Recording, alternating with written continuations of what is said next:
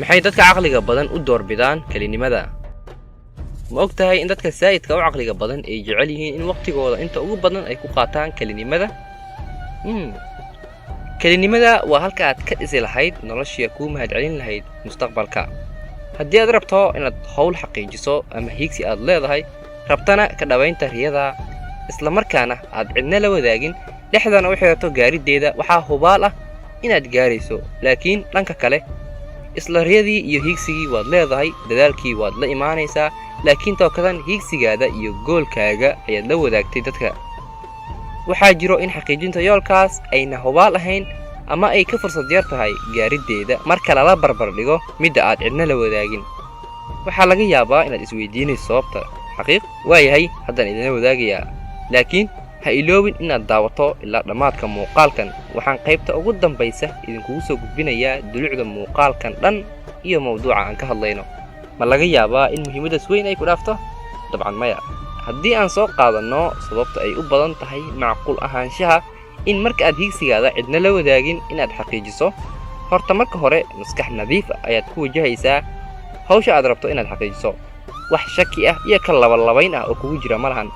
waa midda labaad arrin cilmiyan ah ama xaqiiqo cilmi nafsi ah oo la ogaaday ayaa leh in marka aad la wadaagto yoolkaaga dadka kale in aad ka qaadayso dhiirigelin la'aan, xiisihii aad waxa u qabtayna ay kaa tegayaan. haddii ay dadka ku ammaanaan oo ay ku dhahaan waad gaari kartaa, khatar ayaa tahay. waxaa ka dhalanaysa inaad isdhigato. waxaa jiro hormoon la yidhaahdo dopamine oo ah hormoon uu jirkeena soo daayo marka aan guul xaqiijinno. hormoonkaas ayaa dhacda in uu jirkeena soo daayo marka aad dadka la wadaagto hiigsigaada. ammaanta ay dadka ku ammaanayaan waxay kula noqon sida inaad xaqiijisay wixii aad rabtay. dadka kuwa kalena waxay ku leeyihiin ma riyoonaysaa, waxaad xaqiijinayso intee bay joogaan. ma sabaran kartaa raadka xun ee laga yaabo inay kaaga tagaan dadka nooca u hadla. marka laga soo tago dhiirigelin la'aanta aad ka qaadayso, haddana waxaa sii dheer in dadka qaar ay ku leeyihiin ma waxaan baad samayn kartaa, war meel naga fadhiiso.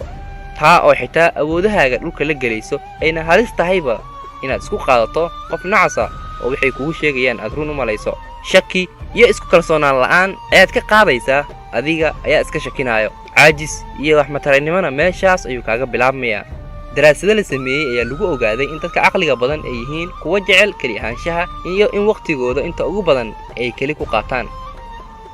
isla daraasadaas ayaa muujisay in dadka caqliga badan ay yihiin kuwa bulshada dhex gala. micnaheedu waa in waqtigooda ugu badan ayna ku lumin ku dhex jirka dadka, isla markaana ma aha kuwa aan ogolayn oo ka soo horjeeda bulshada way la dhaqmaan, laakiin waqtigooda ugu badan keli ayay ku qaataan. keli ahaanshaha waa sida ugu wanaagsan ee looga fogaado hadallada taban ee dadku ku leeyihiin. keliga marka aad tahay waxaad ka nabadgelaysaa hadallada dadka ee aan wanaagsanayn. waa meesha ugu fudud ee aad noloshaada uga dhigi lahayd nolol nadiif ah, farxad miiran, aadna gaarto wixii aad doonayso.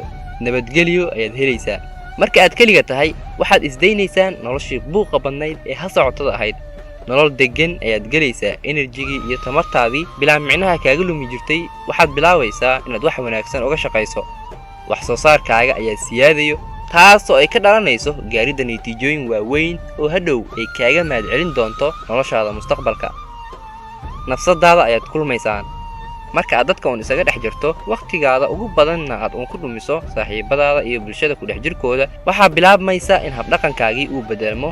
meesha aad u socoto garan maysid, jihada noloshaada ayaa bedelmaysa.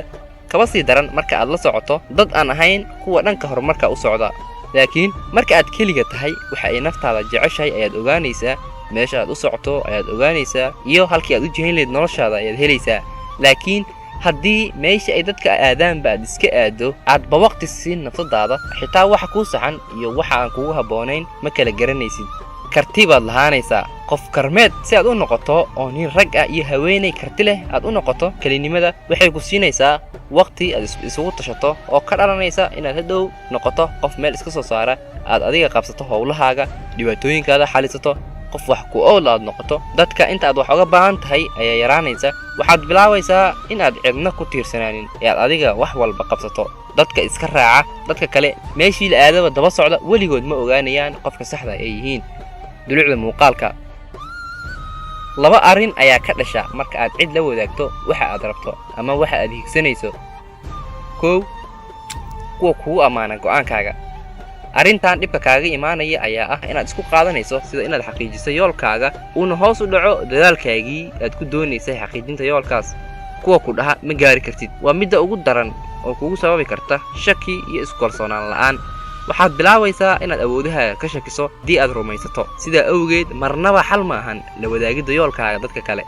muhiimad weyn ayay leedahay kelinimada. beddelkii aad wakhtigaada dadka dhexdooda ku lumin lahayd, wakhtigaada ugu badan uga faa'iidayso keli ahaanshaha. keli ahaanshaha ma aha inaad bulshada ka soocanto oo aad ka soo horjeesanayso. dabcan bani aadan baan nahay, wehelkana waan u baahannahay, laakiin keli ahaanshaha iyo inaad nafsadaada ku tiirsanaato ayaa ah arrin muhiim ah. gabagabadii ayaan isla soo gaarnay. macsalaamo dhammaantiin intaan muuqaal kale ku kulmayno.